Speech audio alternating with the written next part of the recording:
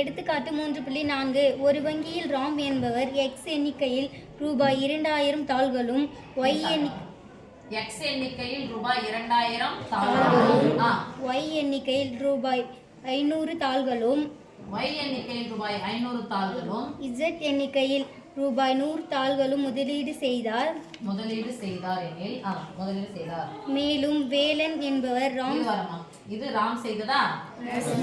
அடுத்தது வேலன் செய்தது.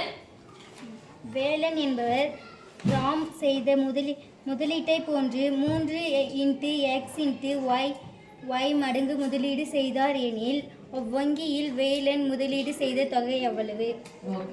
இப்போ வேலன் யார் மாதிரி? ராம் மாதிரி. எத்தனை மடங்கு? 3xy மடங்கு. அதானே? 3x y மடங்குனா குறி. இப்ப ராம் செய்த முதலீட்டை போன்று இத்தனை மடங்கு. மடங்குன்னு ஒரு வார்த்தை சொன்னா என்ன படிக்கணும் சாமி?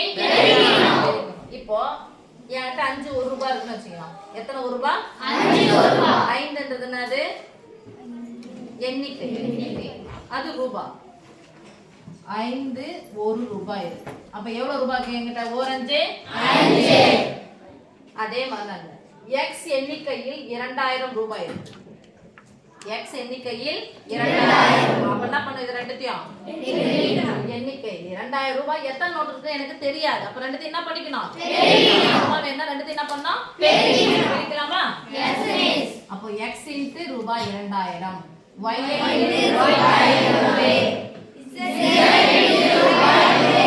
ஈக்குவல் போட்டுக்கிட்டா? எப்பவுமே x முன்னாடி போடுவோமா 2000 முன்னாடி போடுவோமா? 2000 நம்பரை முன்னாடி போடணும். ஓகேவா?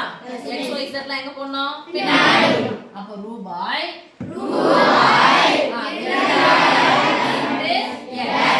2000 இன்டு நடுவுல பெருக்கல் குறிப்போம்னா பெருக்கலுக்கு தான அர்த்தம். படிக்கும்போது இன்டு தான படிப்பீங்க. அடுத்து இது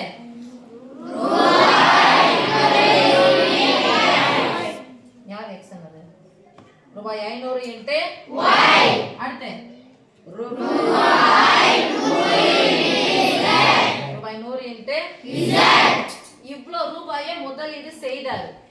தனித்தனியா போடல, மொத்தமா கொண்டு போய் போறோம். மொத்தமா என்ன பண்ணீங்க? எல்லாத்தையும் போலாமா?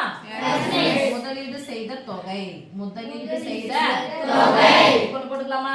எல்லாத்தையும் அப்படியே கூட்டுக்கோங்க. இங்க பாரு, இது 2000, இது 500, இது 100, இங்க x இருக்கு, இங்க y இருக்கு, இங்க z இருக்கு. இதெல்லாம் ஒத்த உறுப்புகளா வேறுபட்ட உறுப்புகளா?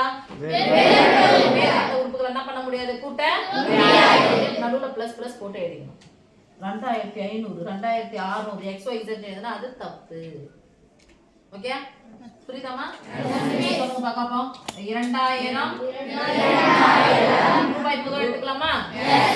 ரூபாய்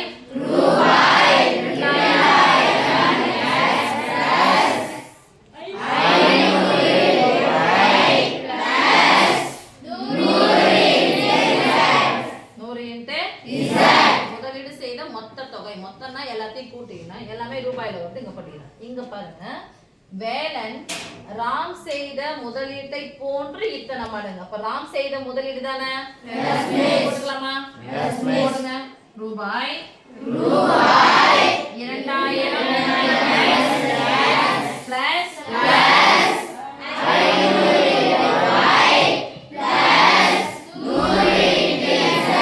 எத்தனை உறுப்புகள் இருக்கு? 3 உறுப்பு எடுத்து ஒரு உறுப்பு போட்டா பெருக்குறது இந்த குறி போடணும். என்ன பண்ணணும்? பிராக்கெட் 3